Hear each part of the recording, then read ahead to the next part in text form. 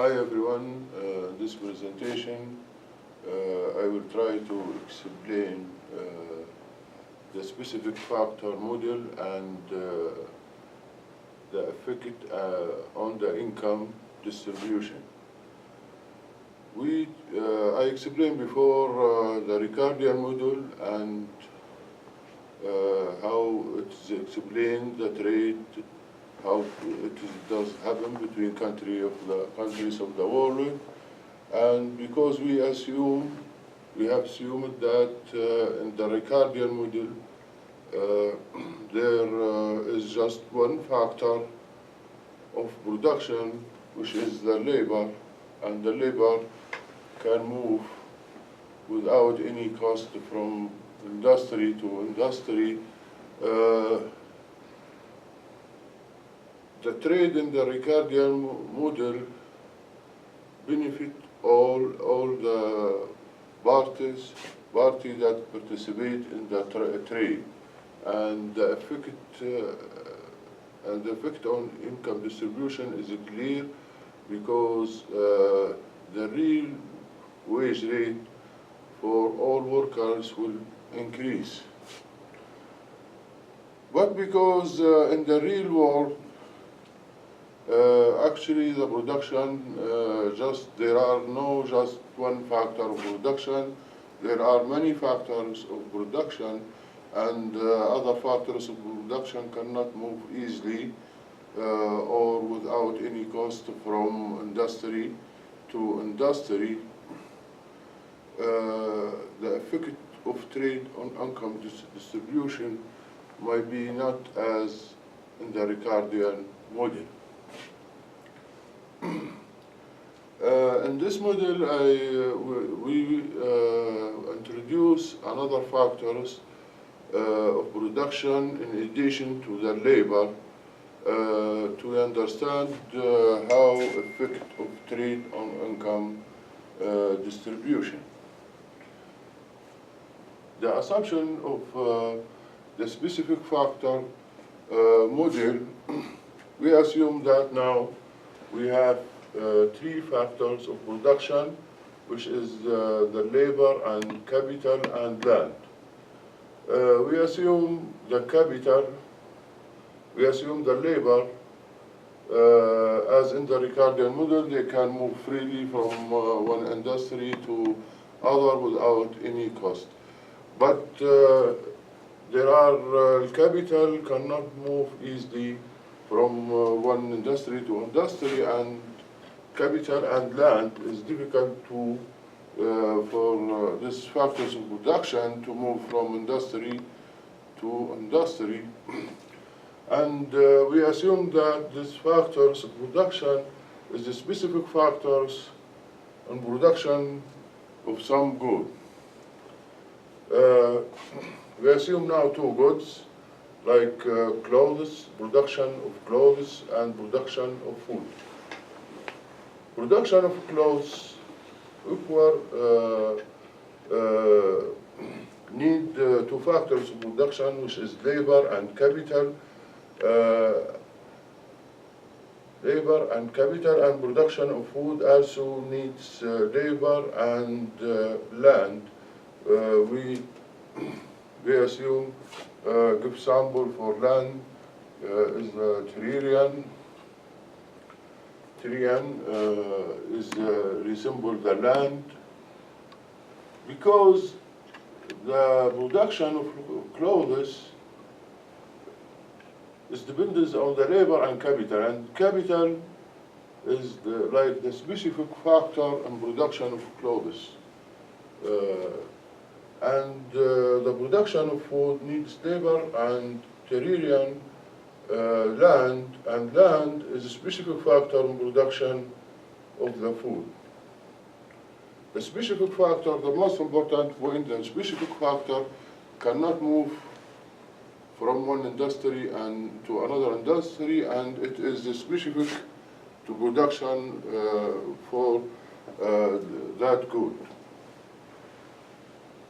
We now, given we have more than one factor of production, we talk about the production possibility frontier, the production possibility frontier in this case is not straight line as in the Ricardian model, because there are more than one factor of production. And because if we have one factor of production, increasing just one factor of production will increase the production for infinity. But if we have two factors of production, if we keep one factor of production constant and increase the other factor, we cannot increase the other factor indefinitely. Therefore, we assume, because we assume just the labor, we can move from one industry, therefore the change is labor, and labor, as we increase the labor, the marginal productivity of labor is decreasing. Therefore, we have like the concave shape of the production possibility frontier.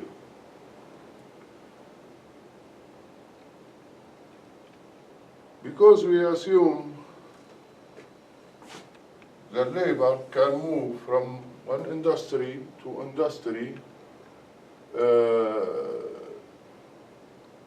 the major productivity of labor in each industry should equal to the wage rate. And if the wage rate increase in one sector, the labor will move to other sector, and finally the wage rate must be the same in the two industry. And based on this condition, we derive this equation, which is the relative prices of clothes relative to the food should be equal to the marginal cost of production of the food in terms of production of the clothes. And we know that the slope of production possibility frontier is equal to opportunity cost of production, production of the food in production of the food in terms of production of clothes, as in the Ricardian model. Also, we know that from this condition, it should be the relative prices of goods and the relative prices of clothes compared to prices of food should equal the opportunity cost of production, the food in terms of clothes. Allocation of resources of labor between the two industries determined by the prices, relative prices of food in terms of the relative price of clothes comparing to prices of food, and they should equal to the opportunity cost. We assume that the production is here before trade does happen. This before trade, at this point where the slope of the production possibility frontier equal to the opportunity cost of producing the food in terms of clothes. This before trade does happen, but after trade, because we assume here in this model, the home country has comparative advantages in producing the clothes. Therefore, when trade happens, it should be the slope of prices or the relative prices change due to the trade. And change in relative prices of trade will lead to change in the allocation of labor between two industry. The home country will decrease production from the food and increase production from production of clothes.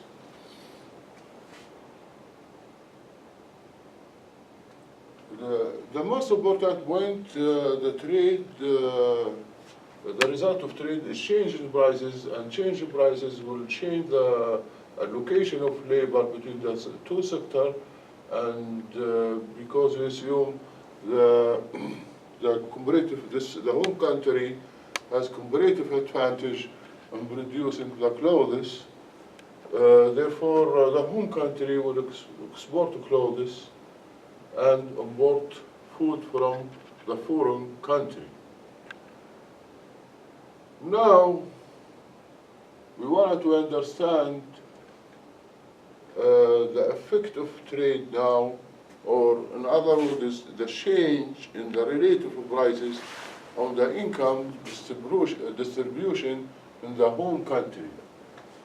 We know that if the trade happens, the relative prices must change. The relative, because we assume that the slope of this line is equal to the relative prices of clothes in terms of food.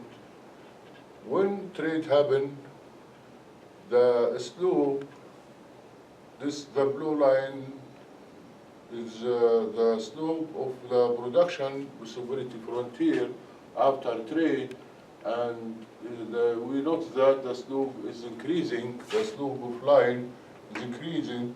That's mean the relative prices of clothes increase.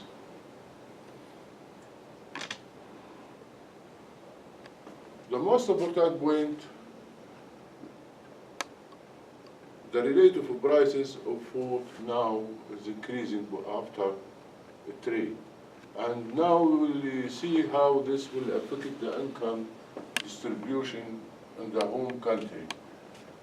Increase in the relative prices after trade, that means this ratio must be increased. And in order the relative prices to increase, the prices of clothes must be increased and the prices of food decrease.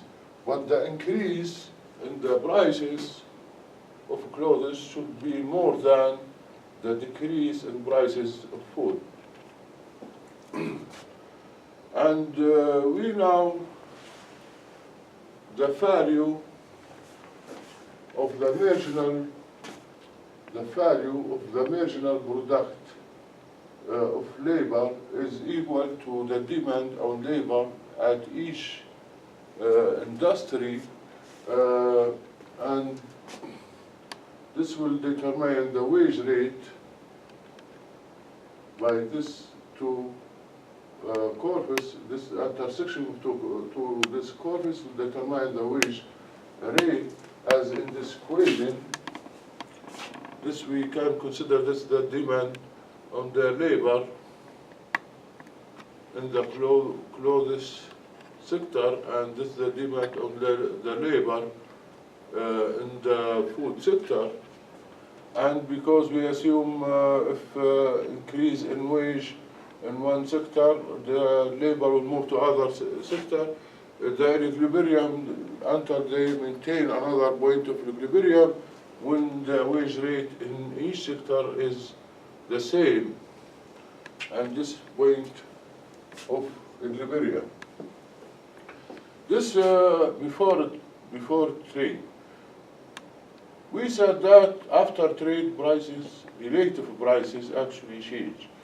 Relative price change, that means prices of clothes increase and prices of food decrease. And increase in prices of clothes should be more than the decrease in prices of food.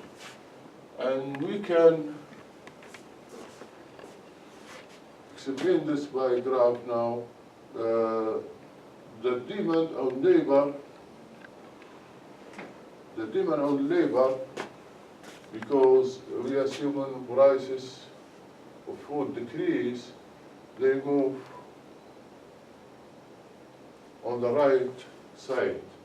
And because we assume prices of clothes increase, but the increase in prices of clothes is more than the decrease in prices of food, the distance should be more than this distance, and the result will be, we look at result will be increase in wages. But the increase in wages is lesser than we saw that the increase in wages is lesser than the increase in prices of the clothes. This is the important result. And now we look to the effect on income distribution for these changes in the wage rate and change in price of food and change in price of clothes.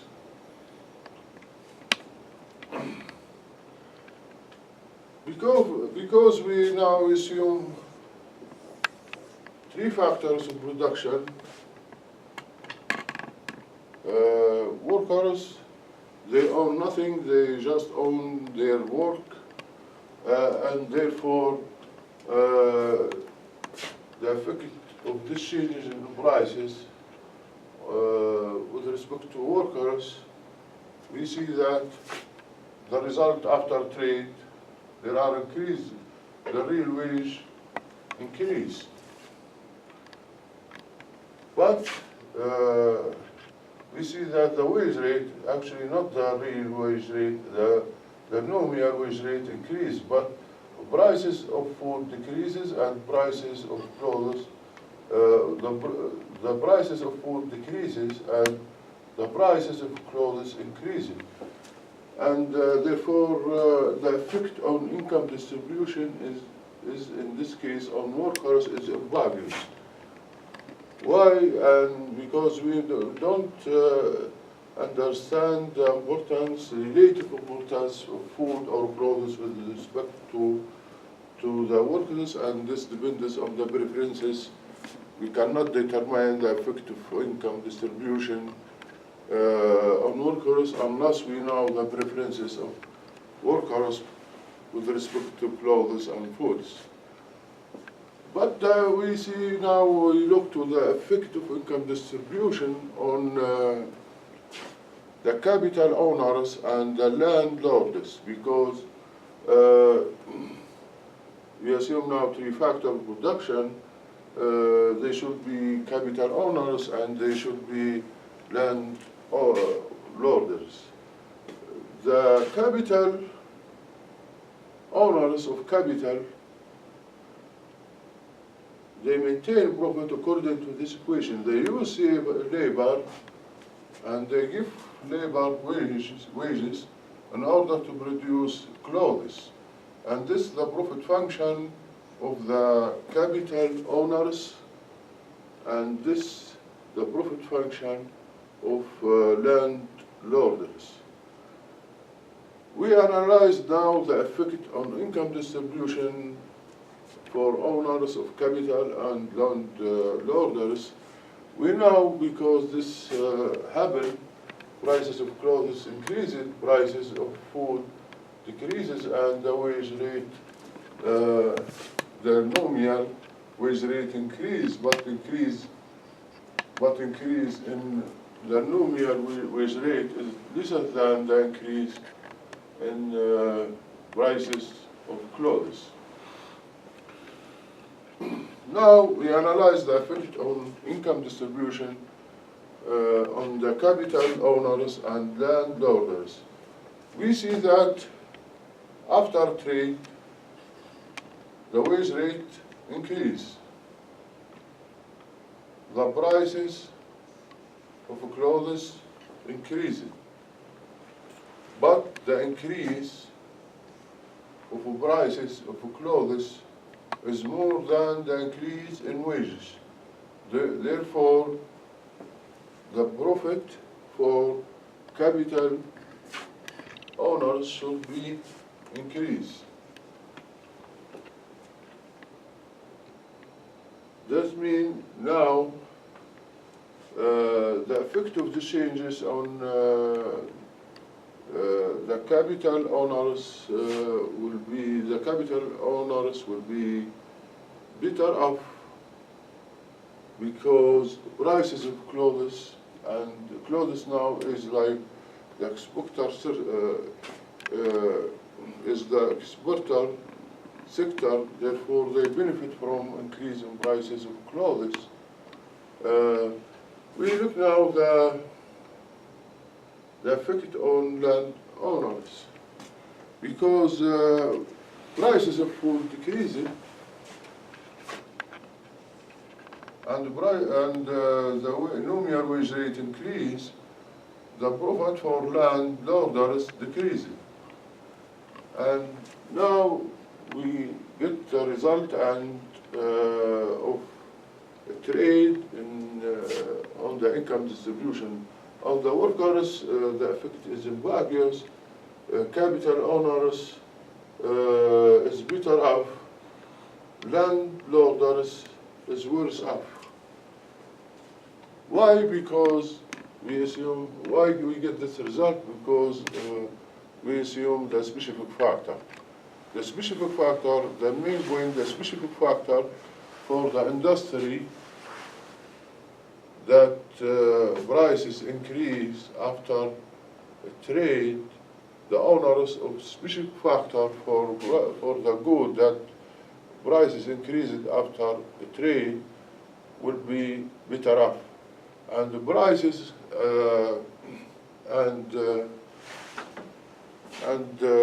the owners of the specific factor of prices of the good that decrease in prices due to the trade would be worse off. And this is the result of income distribution and is different from the Ricardian model and maybe it is more realistic from the Ricardian model because the Ricardian model assumes just one factor of production, but now if we assume as in the real world there are many factors of production and maybe some industry have specific factors cannot move without any cost from one industry, therefore will maybe after trade does happen, maybe some industry that's prices of this good decrease after trade, the owners of this specific factor will be worse off. Thank you.